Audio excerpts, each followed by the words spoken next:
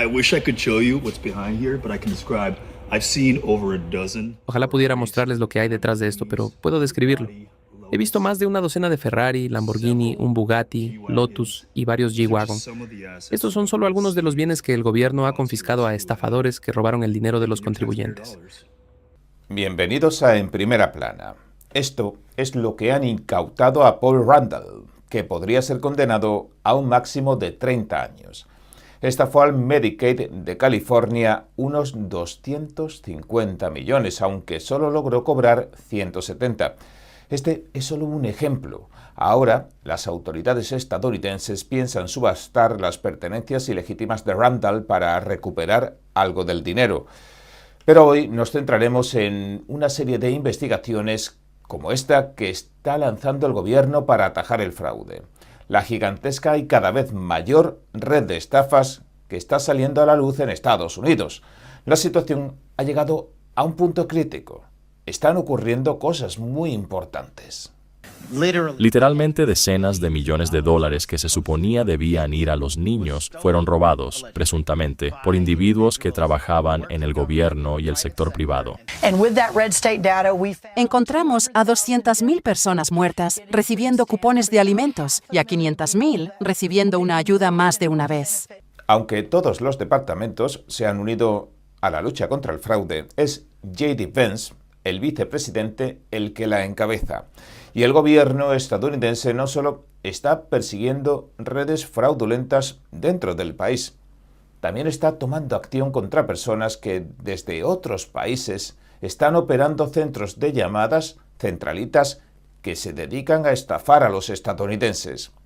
Y ahora, asegúrense de darle a me gusta, dejar un comentario y compartir este episodio porque entramos en materia.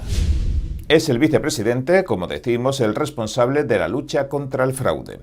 El presidente Donald Trump le encomendó la tarea de supervisar y dirigir investigaciones sobre las descomunales redes de estafadores que se están descubriendo en todo Estados Unidos y, de hecho, en todo el mundo.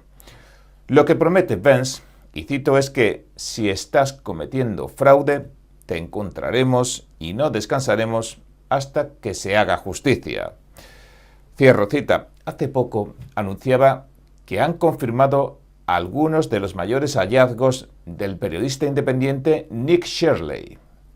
Quizás recuerden que Nick Shirley viajó a Minnesota e informó sobre casos de fraudes enormes dentro de la comunidad somalí. Y digo enormes porque las cifras rondarían los 7.000 millones de dólares, aunque hay cifras mayores, pero podrían ser mucho mayores también, según dice Shirley, y aunque todos los casos todavía no han sido llevados ante la justicia, lo que se vislumbra en el horizonte es algo de dimensiones bíblicas. Gran parte se relaciona con estafas en guarderías y centros educativos.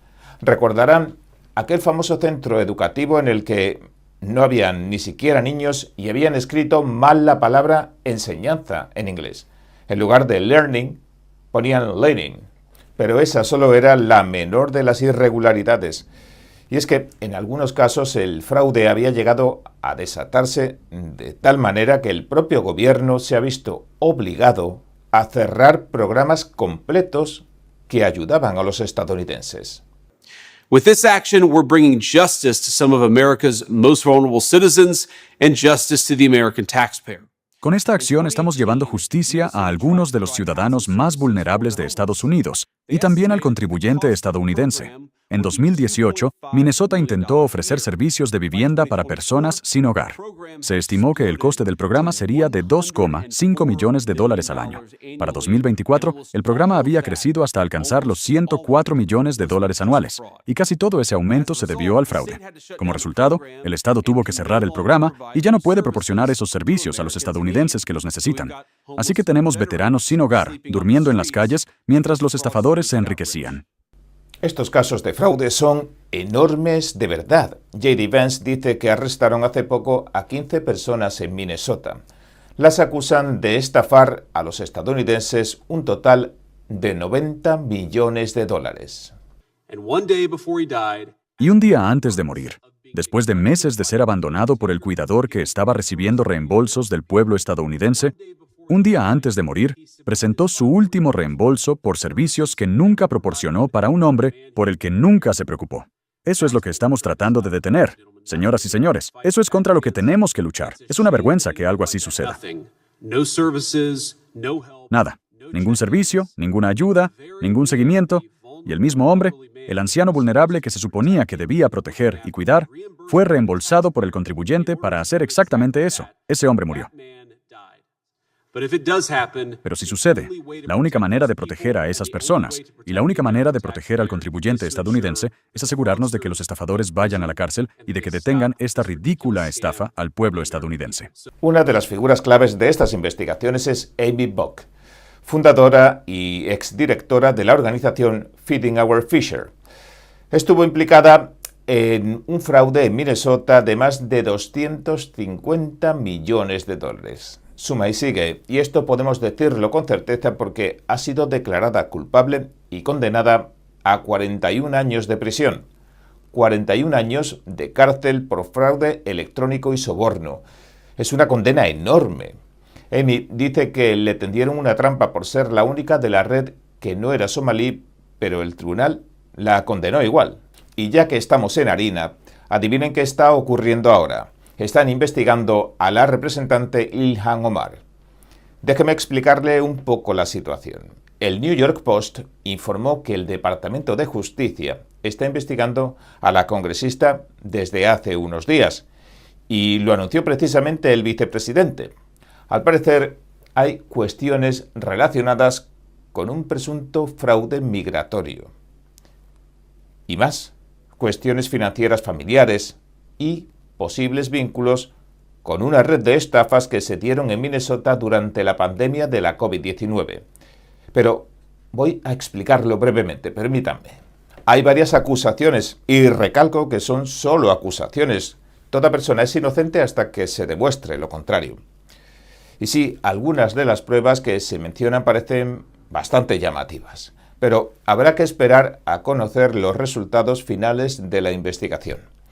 Se le acusa de posibles delitos relacionados con su llegada al país. Por ejemplo, existe la sospecha de que habría contraído matrimonio con su propio hermano para facilitar su entrada a Estados Unidos, lo que constituiría un fraude migratorio. También hay más acusaciones como la de que podría haber mentido sobre su edad. ¿Por qué hizo algo así? Pues para beneficiarse de determinados mecanismos migratorios relacionados con su padre. Una vez más, inocente hasta que se demuestre lo contrario. Habrá que esperar a la versión oficial, aunque, según quienes lanzan estas acusaciones, las pruebas no parecen favorecer a la congresista. Además, también se pone en tela de juicio, y nunca mejor dicho, que podría haber tenido conocimiento de algunas de las estafas que presuntamente ocurrían dentro de su comunidad, de la comunidad somalí, ya que es su propio distrito. Como ya hemos dicho, este asunto podría ir más allá de los estafadores, ya lo hemos dicho en programas anteriores, y es posible que termine salpicando al Congreso.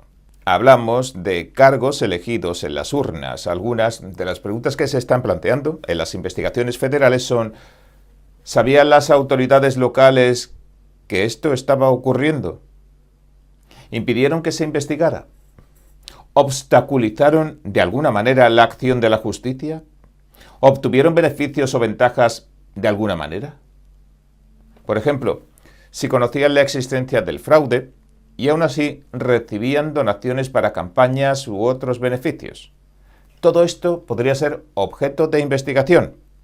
Y ahora también el Comité de Supervisión del Congreso va por ese camino. Ha publicado un informe en el que critica al gobernador Tom Walz y al fiscal general de Minnesota, Keith Ellison, por hacer la vista gorda, dice, al fraude masivo.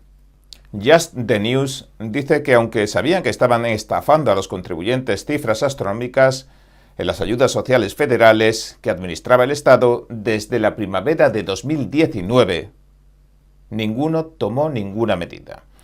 Y no lo hicieron porque, cito, temían la retribución política de una comunidad somalí tan políticamente activa, cierro cita, es decir, que supuestamente se callaron para que los somalíes los siguieran votando y favoreciendo en las urnas. En cambio, el Estado tomó represalias contra los trabajadores que intentaron sacar a la luz estos abusos, estas estafas.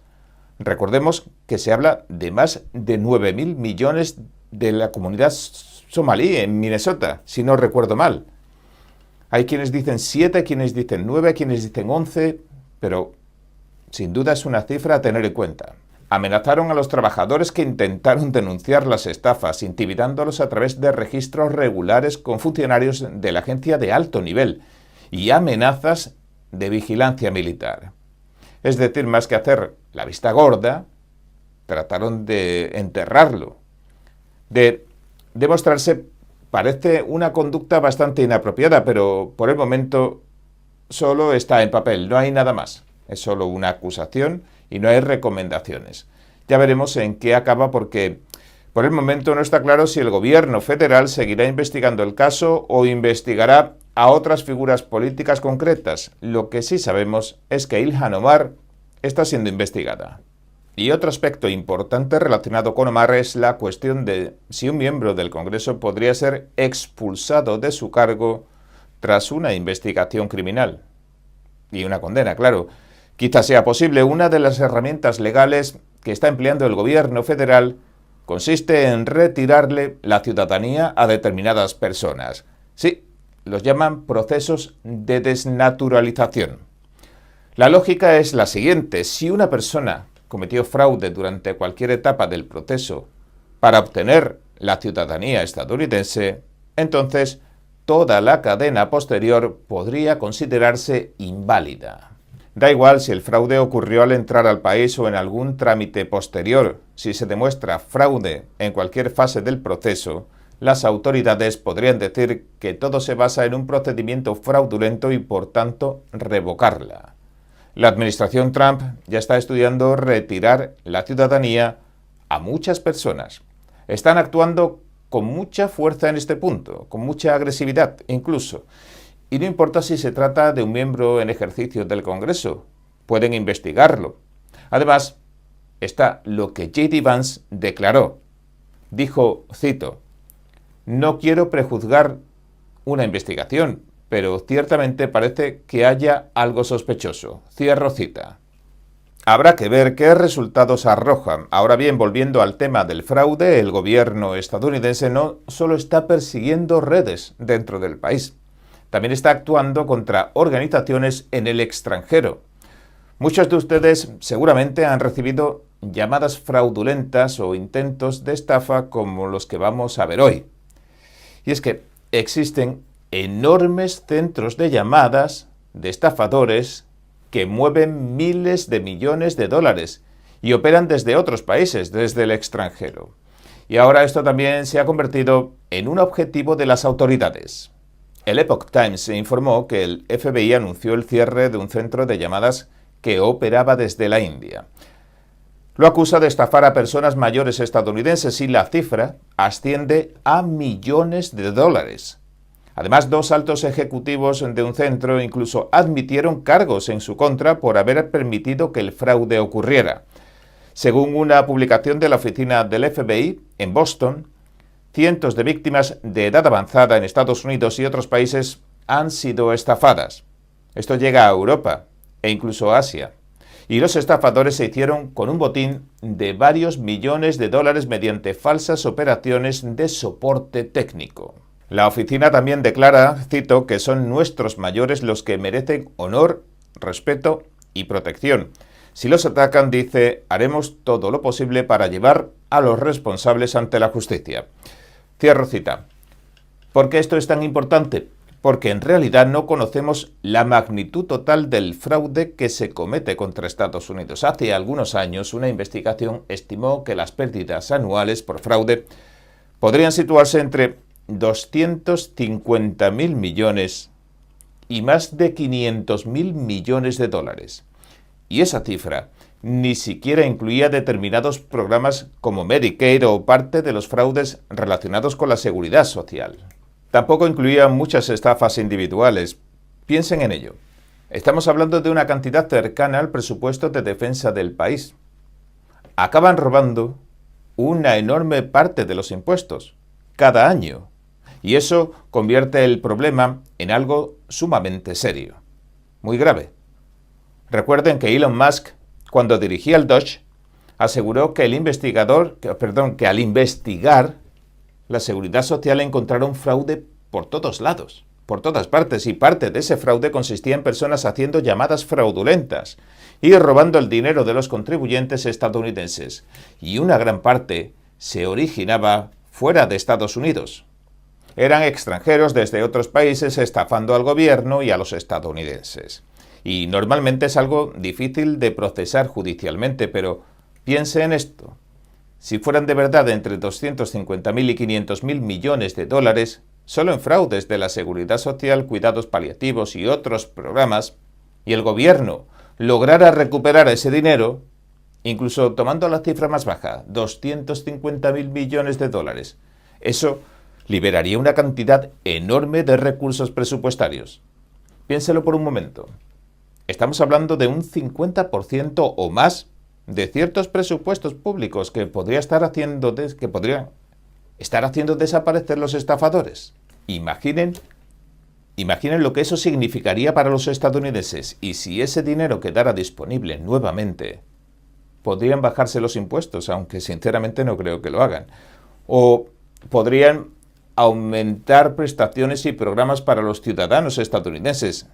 Eso sí parece más probable, porque una cosa que los gobiernos rara vez hacen es reducir su tamaño. Normalmente adquieren nuevos poderes y luego se quedan con ellos, y siguen acumulándolos y siguen. Y todavía estamos gastando a niveles presupuestarios propios de la época de la COVID. Por eso si quitamos que no suelen eliminar programas una vez creados, aunque sean de la COVID o de lo que sea, si consiguen acabar con gran parte de este fraude, el dinero a disposición de los estadounidenses de a pie aumentaría considerablemente. Y eso también sería positivo para la gente más joven. Hace mucho tiempo que se escucha que cuando les llegue la edad de jubilación ya no quedará dinero en la seguridad social. Así que la posibilidad de que haya fondos suficientes en el futuro es una noticia excelente, ¿no? Pero en cuanto a India, me gustaría comentarles algo curioso, muy curioso en realidad. Investigando el tema descubrí que no es en la India, que estos casos suceden sobre todo en Birmania y en otros tantos países del este y del sudeste asiático, y que muchas de esas operaciones las llevan mafias chinas que gestionan centros de estafas fuera de China. En India, algunos de esos centros operan en una especie de zona gris. Son ilegales, sí, y el gobierno indio debería perseguirlos, pero da la impresión de que no siempre lo hace con suficiente intensidad. En cambio, en Birmania y otras zonas del sudeste asiático, muchas de estas operaciones funcionan prácticamente como sistemas de esclavitud. A menudo secuestran personas y las obligan a participar en las estafas. Si no generan suficiente dinero, las golpean, les dan palizas. Las historias son terribles. Incluso existen denuncias sobre extracción forzada de órganos, asesinatos para vender órganos, cosas verdaderamente espeluznantes. Por eso también interesa al gobierno estadounidense acabar con estas redes. No solo detener las estafas, sino desmantelar las organizaciones criminales que las dirigen. Y ahora las autoridades federales están recopilando información sobre las redes de fraude que operan desde el extranjero, principalmente desde Birmania. Y muchas actividades parecidas también se desarrollan desde México. Allí existen muchas centralitas dedicadas a estafar a estadounidenses. Además, algunos países no tienen tratados de extradición con Estados Unidos. Rusia es un ejemplo. Puedes dedicarte profesionalmente al ciberdelito y mientras no abandones tu país, no salgas de él, es poco probable que acabes detenido. Por eso es tan difícil eliminar completamente este problema, erradicarlo. Dicho esto, una de las grandes medidas que está tomando ahora el gobierno federal es actuar contra las personas que permanecen en el país después de que expire su visado. Y esto es muy importante. El Servicio de Ciudadanía e Inmigración de Estados Unidos anunció una nueva directriz. La política reafirma que, de acuerdo con la legislación migratoria vigente y con decisiones judiciales anteriores, los extranjeros que quieran ajustar su estatus migratorio deben hacerlo mediante procedimientos consulares. Los debe gestionar, el Departamento de Estado estadounidense y debe hacerlo desde fuera del país, desde fuera de Estados Unidos. Y voy a explicar por qué esto es tan importante. La directriz indica que los funcionarios deben analizar cada caso individualmente y considerar todos y cada uno de los factores relevantes antes de conceder este tipo extraordinario de alivio migratorio. El portavoz de Lustice, Zach Kohler, declaró esto, cito: «Los no inmigrantes, como estudiantes, trabajadores temporales o turistas, vienen a Estados Unidos durante un tiempo limitado y con un propósito específico. Nuestro sistema, continuó diciendo, está diseñado para que abandonen el país cuando termina esa visita». Cierro cita. Y es que uno de los problemas es que algunas personas llegan con visados de estudiante y terminan quedándose indefinidamente. Hay ciertas lagunas legales, de hecho, que les permiten hacer eso durante años. Pero ahora el gobierno sostiene que esos visados no deberían convertirse automáticamente en el primer paso hacia la obtención de una tarjeta de residencia permanente. Y es que conseguir una Green Card es un paso enorme. Prácticamente significa tener un pie dentro del proceso de ciudadanía. Por eso este cambio puede tener unos efectos muy significativos. Ahora bien, el punto complicado de todo esto es que en la práctica afecta a los inmigrantes legales. No estamos hablando de inmigrantes ilegales en este caso, ni de personas que hayan entrado de forma clandestina. Estamos hablando de estudiantes, trabajadores cualificados y personas que residen legalmente en el país, muchas desempeñando empleos bien remunerados. Dicho esto, la Administración está actuando en varios frentes al mismo tiempo, así que no quiero minimizarlo. La explicación oficial es que aplicar la ley de esta manera permitirá que la mayoría de estos casos sean gestionados por el Departamento de Estado a través de los consulados estadounidenses en el extranjero.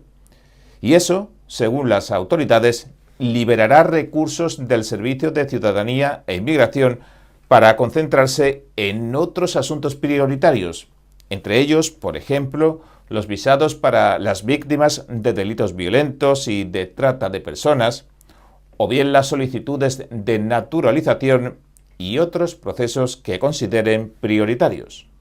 Las autoridades sostienen que la ley se redactó así por una simple razón y que aunque durante años no se aplicó de forma estricta, hacerlo ahora hará que el sistema sea más justo y eficiente. Sobre este punto existe, ya lo digo, un debate importante. Hay personas que cuestionan la interpretación actual de la ley y argumentan que la intención original del texto no era necesariamente esta, y otros que consideran que se trata en la práctica de una reforma migratoria puesta en marcha, implementada mediante cambios administrativos, es decir, a la chita callando.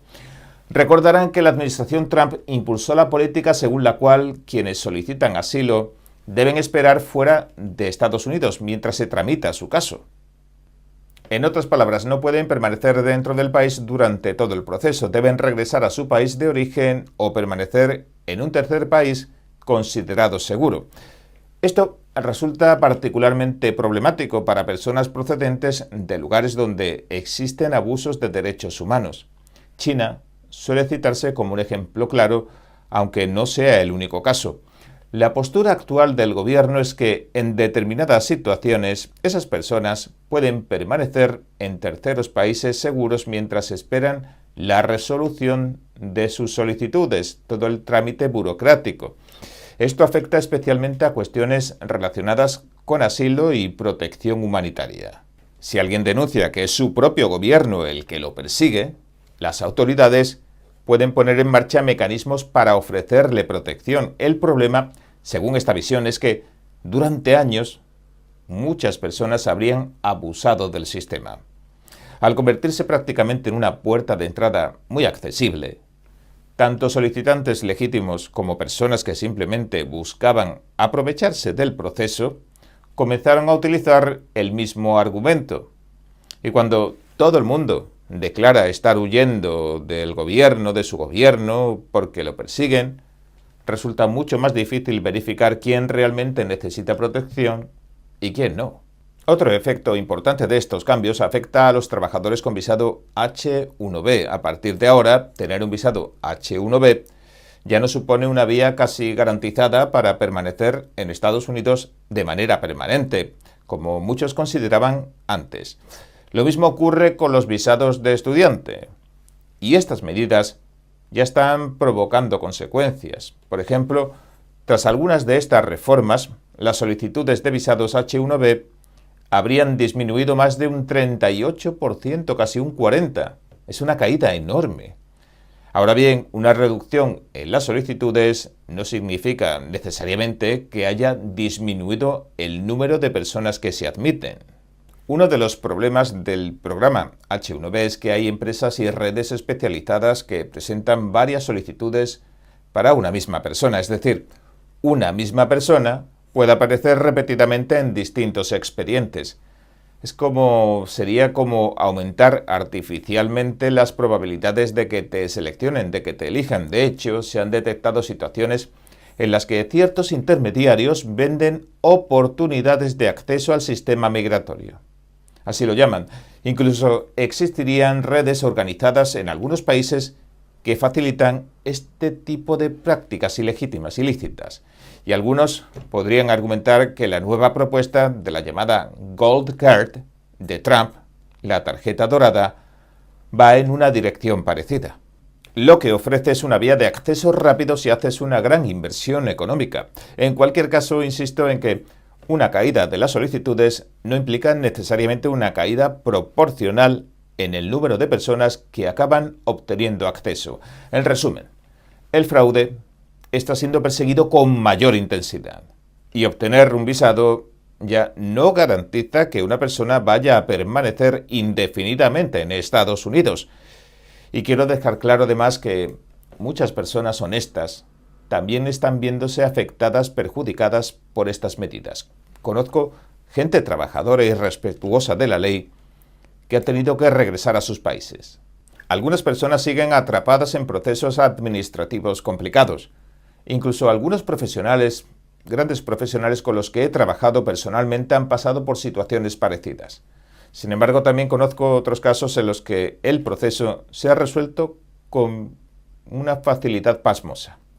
Así que la experiencia varía mucho de una persona a otra. Por otro lado, la administración Trump acaba de incorporar 80 nuevos jueces federales de inmigración para gestionar casos de deportación.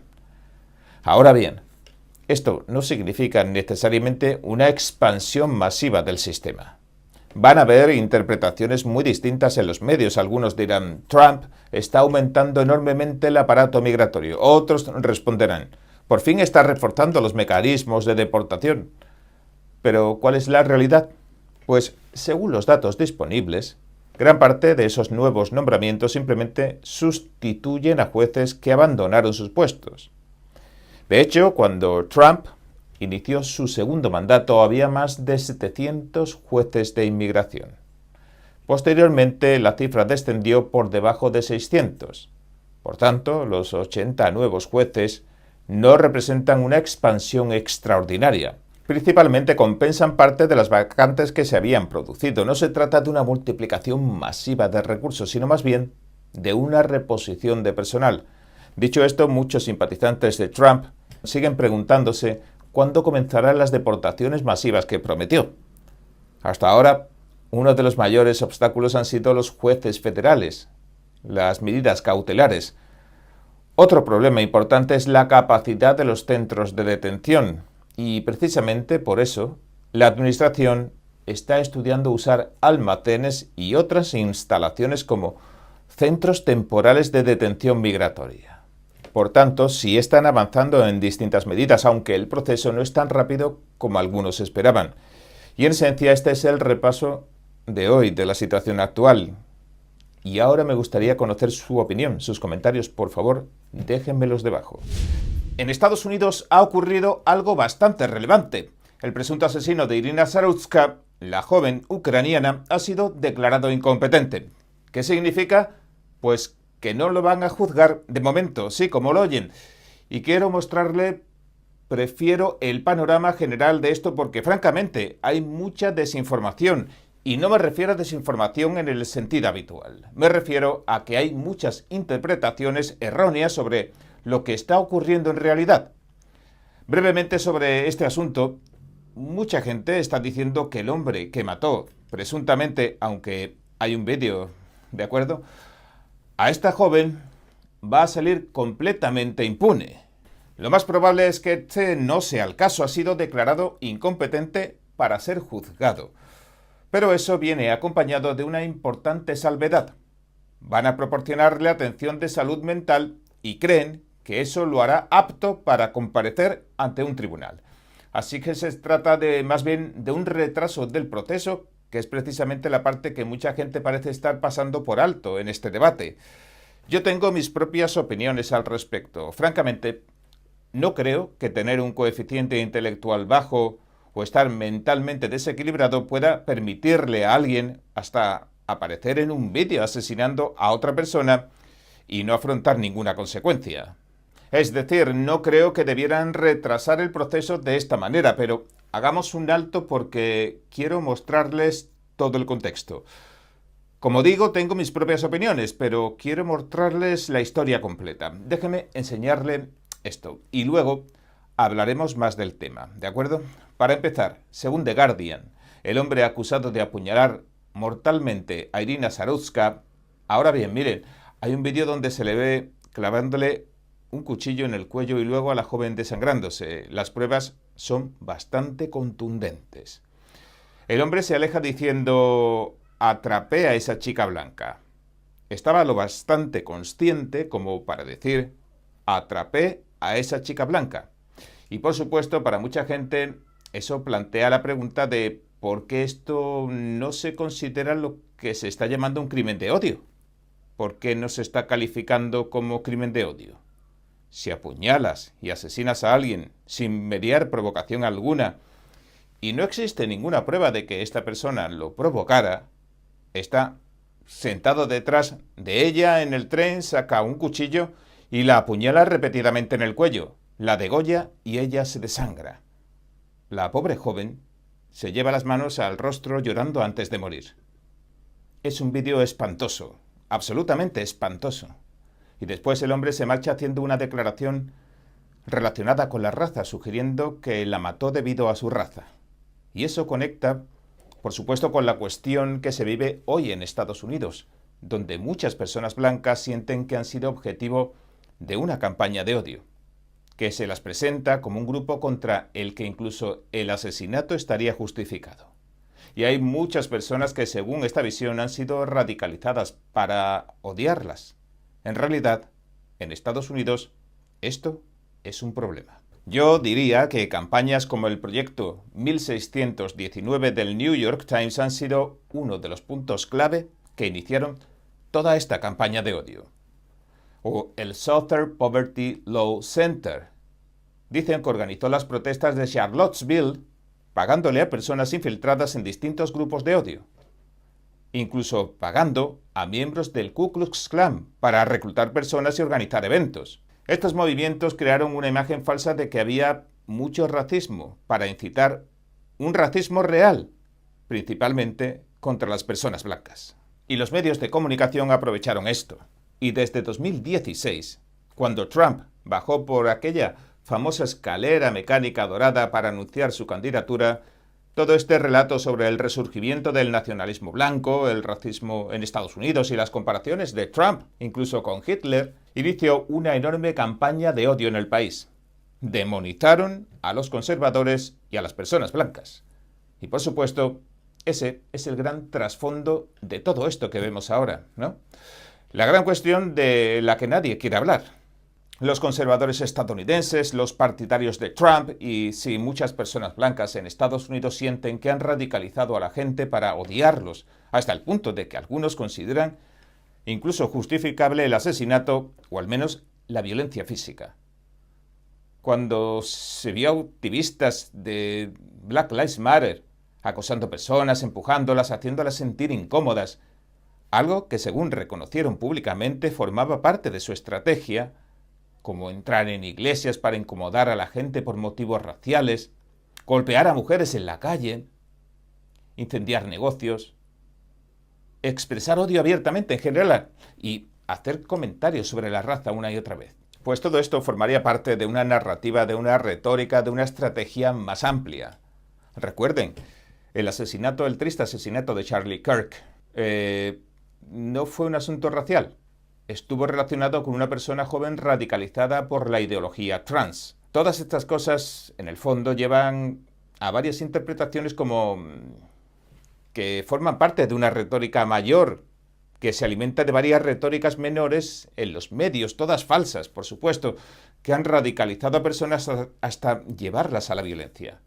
Y hay quienes conectan todos estos acontecimientos en una misma historia general, incluyendo el asesinato de Irina Sarutska. Imagine que todas son parte de una metaretórica según la cual algunas personas sienten que son atacadas por el color de su piel o por sus creencias políticas. Ese sería el punto en el que se encuentra el país ahora. Y por eso, como decimos, este caso no es simplemente un caso aislado, como el caso de Carmelo Anthony. Tampoco fue simplemente una discusión entre dos jóvenes, que terminó con uno asesinando al otro. La razón por la que la gente presta atención a estas historias es porque encajan dentro de un panorama más amplio. Y también encajan con una creencia que tienen muchos estadounidenses y, a mi juicio, que no para de crecer. Y es la de que debido a los fiscales de distrito cuyas campañas financia George Soros, algunas personas reciben un trato más favorable por cuestiones raciales.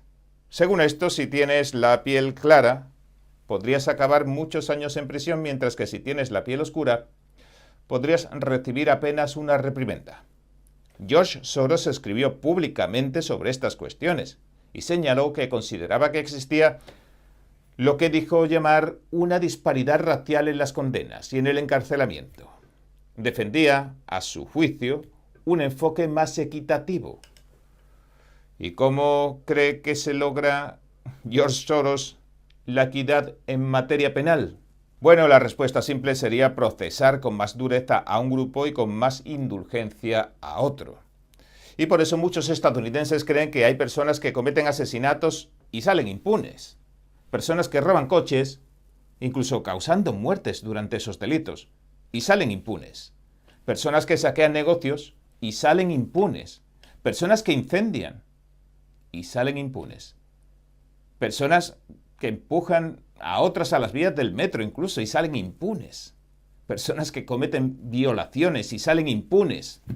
Y parte de esto se debe a la retórica que están empleando los fiscales, los jueces o incluso los jurados.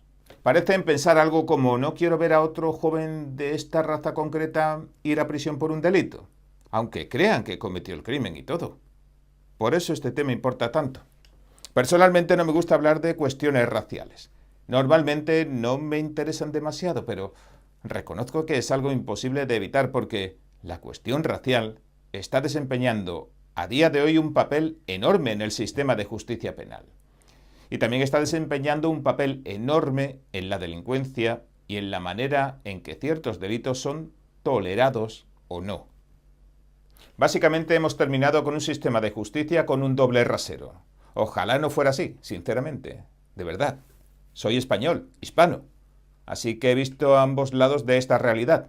Tengo suerte porque la gente suele pensar que soy de su mismo grupo, en lugar de verme como alguien diferente. Pero, amigos míos, han tenido muchos problemas con esto, porque tienen la piel bastante más oscura, así que he visto la otra cara de la situación. Es terrible, realmente. No me gusta hablar de estas cosas, pero creo que es importante hacerlo. Ahora, volviendo a lo que está ocurriendo con el hombre acusado de matar a Irina Sarutska, déjenme mostrarles qué está pasando exactamente. Básicamente el juez dice que este hombre no es competente para ser juzgado, y esta es la segunda vez que ocurre. Sí, una de las ideas que más se difundieron es que el tipo tiene un coeficiente intelectual demasiado bajo. En Estados Unidos, si tu coeficiente intelectual está por debajo de cierto umbral, se te considera mentalmente incompetente. El problema es que, francamente, han tenido que ir moviendo ese límite porque los coeficientes intelectuales son bastante bajos entre ciertos grupos, por desgracia, ¿no? Pero esa no era realmente la cuestión aquí. Sé que eso es lo que está circulando ahora por Internet, Pero no es lo que está ocurriendo en realidad. Lo que está ocurriendo, en el caso de Carlos Brown Jr., es que está loco, Tiene un largo historial criminal, entrando y saliendo constantemente del sistema judicial. Y, nota curiosa, se le ha liberado en repetidas ocasiones porque está mentalmente perturbado. Está como fuera de sí. Y puedo decir eso porque por segunda vez los jueces han determinado que está demasiado perturbado mentalmente como para que le juzguen. Básicamente, está en el tribunal y está desvariando. Y lo que de Carlos Brown Jr. está diciendo es que le inyectaron algo y que está siendo controlado desde el exterior. Cree que no tiene el control de sí mismo. Eso es básicamente lo que está diciendo. En mi opinión, creo que el juez tiene razón. Creo que este hombre no está en sus cabales. Creo que está loco. Pero personalmente no creo que se deba aceptar que una persona cometa delitos porque está loco. Y para ser claros, tampoco es eso lo que va a ocurrir. En mi opinión, este hombre va a acabar encerrado de una manera u otra. O irá a una prisión normal o irá a una institución psiquiátrica para delincuentes. Será una de las dos cosas, y sí, existen centros de ese tipo. Este hombre está fuera de sí. En mi opinión, una persona en pleno uso de sus facultades no asesina a alguien sin provocación alguna. Simplemente no creo que eso ocurra así como así. Como tampoco creo que por el hecho de estar mentalmente desequilibrado se justifique de ninguna manera algo así. Y creo que quizá esta es una de las cuestiones que el país debería plantearse seriamente. Porque si sigues dejando libres a personas porque están trastornadas o porque piensan que pueden rehabilitarse, porque piensas que pueden rehabilitarse y sigues devolviéndolas a las calles, terminas teniendo casos como este. Y esa es también una de las razones por las que tanta gente está enfadada. Permítame aclarar exactamente lo que está ocurriendo porque, francamente, muchos artículos de prensa, incluso algunos conservadores, lo están explicando mal. No están contando realmente lo que está pasando. Me he leído varias versiones de ambos lados, de todos lados. Sinceramente no creo que muchos medios estén siendo completamente honestos o a lo mejor están equivocados sobre este asunto. Así que voy a explicar exactamente qué está ocurriendo. Esto es lo que está pasando con el caso ahora mismo. De Carlos Brown Jr., el presunto asesino, inocente hasta que se demuestre lo contrario, aunque exista un vídeo del incidente, el hombre acusado de matar a esta joven no va a librarse de las consecuencias. Ha sido puesto a disposición judicial por cargos de asesinato en dos niveles distintos, estatal y federal. Y se celebrarán audiencias por los cargos federales, quiera o no. Es posible que las autoridades federales actúen con gran severidad, con toda severidad, y que la cuestión de la incompetencia para ser juzgado no tenga el mismo efecto que a nivel estatal. Incluso a nivel local o estatal, que se le considere incompetente para ser juzgado no lo exonera de ninguna manera. Lo que está ocurriendo con esto en realidad es que el juez está diciendo, no son sus palabras exactas, pero en esencia, que esto no ha terminado aquí. No se le está liberando, no se está librando de nada. Lo que el juez está diciendo es que este hombre está demasiado perturbado mentalmente como para sentarse en la sala de un tribunal. Está desvariando sobre que alguien le inyectó algo, que no puede controlar su propio cuerpo y que por eso cometió este horrible acto. El juez ha ordenado que reciba tratamiento. Algún tipo de tratamiento que podría significar que le administren una gran cantidad de medicación y que se quede sentado inmóvil en una silla con aspecto de zombi, incluso babeando mientras se desarrolla el juicio. Podría ser algo así, pero el juez cree que ese tratamiento hará que pueda participar lo justo en el proceso judicial. De hecho, el juez dijo que cree que un periodo corto de tratamiento será suficiente para que este hombre pueda sentarse en una sala y no comportarse como una persona completamente trastornada, claro. Eso es básicamente lo que está diciendo. El juez considera que el tratamiento lo hará apto para ser juzgado. Y eso es lo que en realidad está ocurriendo. Sé que este es un tema que genera muchas emociones. A mí también me afecta. La escena, aquella me golpeó particularmente. Y sé que la gente está furiosa por esto. De hecho, creo que este fue uno de los grandes puntos de inflexión para el país. Pero la cuestión no es que este hombre vaya a salir impune. Y creo que es importante aclararlo porque no se ha explicado correctamente en muchos sitios. Y he visto que gran parte del debate público en Internet ni siquiera está abordando este aspecto que acabamos de comentar. Así que quería dejarlo claro. Y cambiando de tema, Florida está haciendo algo interesante. Florida ahora va a añadir el estatus de ciudadanía a las licencias de conducir y a las tarjetas de identificación. Y esto en realidad tiene que ver con las elecciones. Y lo están diciendo públicamente. La intención de esto es asegurarse de que, en la práctica, haya verificaciones de ciudadanía en las elecciones en el proceso de votación. El Epoch Times dice que Florida comenzará a emitir licencias de conducir y tarjetas de identificación estatales, así que, de nuevo, no hace falta tener una licencia de conducir para tener una identificación estatal.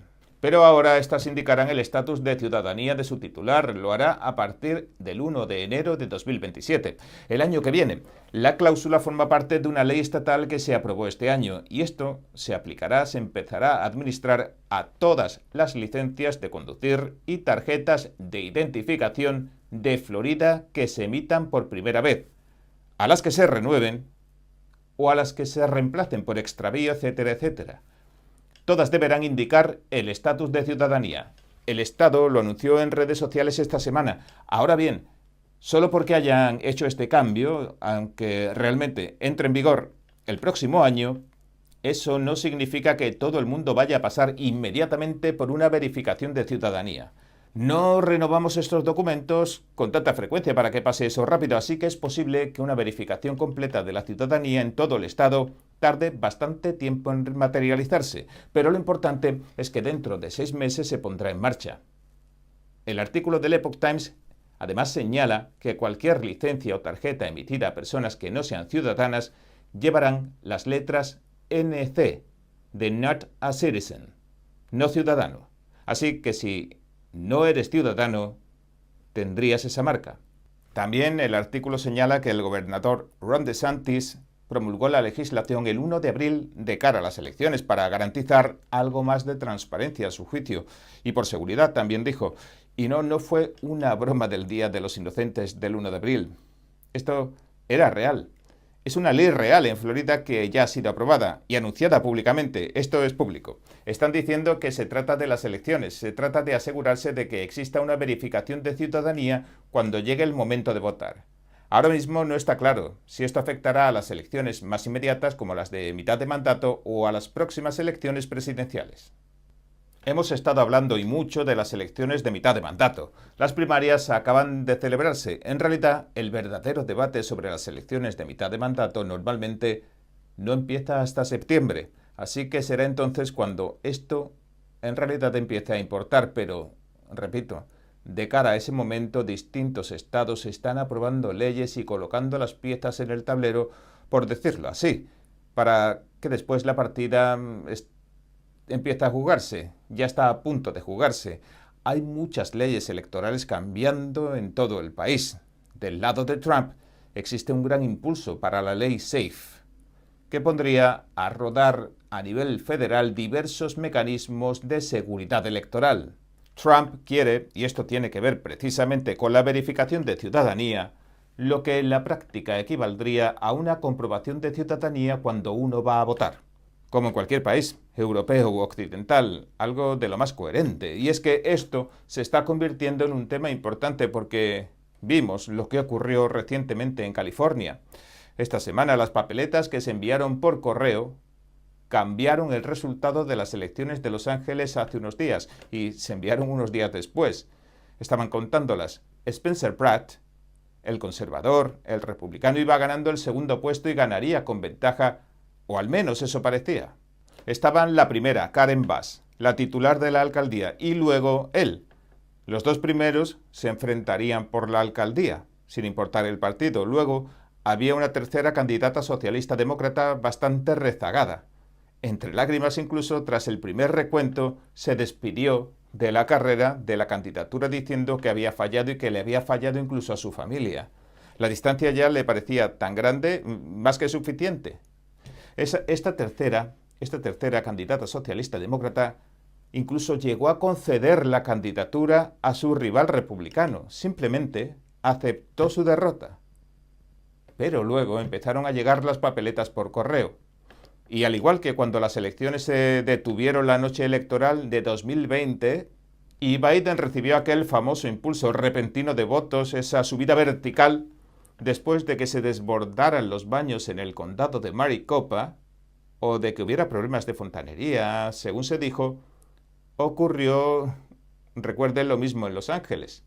Un gran aumento vertical de votos para la socialista demócrata. Y Spencer Pratt, el republicano, terminó quedando por debajo de la socialista. Así que las papeletas por correo desbancaron al claro favorito. Incluso su rival se había rendido. Y es que siempre ha existido un debate sobre la validez de este tipo de votos por correo. Y creo que los conservadores suelen cuestionarlo bastante. Los demócratas responden simplemente que los demócratas votan por correo con más frecuencia. Spencer Pratt señaló que la cantidad de votos por correo que comenzaron a llegar y que terminaron desbancándolo equivale aproximadamente al número de personas que viven en Skid Row, personas sin hogar. Y por supuesto hace muy poco detuvieron a una mujer por sobornar a personas sin hogar en Skid Row. Les pagaba para que se registraran para votar y votaban sobre distintos asuntos, así que ahora existe una nueva base electoral, digamos, en Los Ángeles. Es un nuevo grupo demográfico, ¿no? Aquellas personas que viven en la calle, un grupo que no deja de crecer. Además, el Estado les surte de jeringuillas y otros utensilios para que se droguen.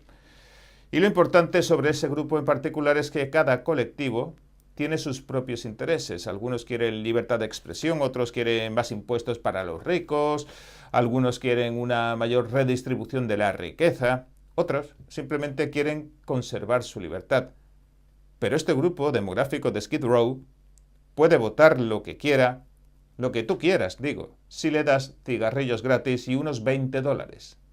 No lo digo yo, ya hay varios vídeos circulando por ahí en los que hablan abiertamente estas personas sin hogar de algo que parece bastante extendido, así que están yendo allí y dándoles cigarrillos gratis y unos $20 para que se registren y voten.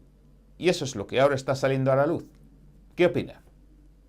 Bueno, hasta aquí lo dejaremos por hoy. Si le gustó, por favor, no olvide darle a me gusta, suscribirse y compartirlo. Espero que hayamos pasado un rato bueno juntos. Gracias por ver En Primera Plana. Nos vemos la semana que viene.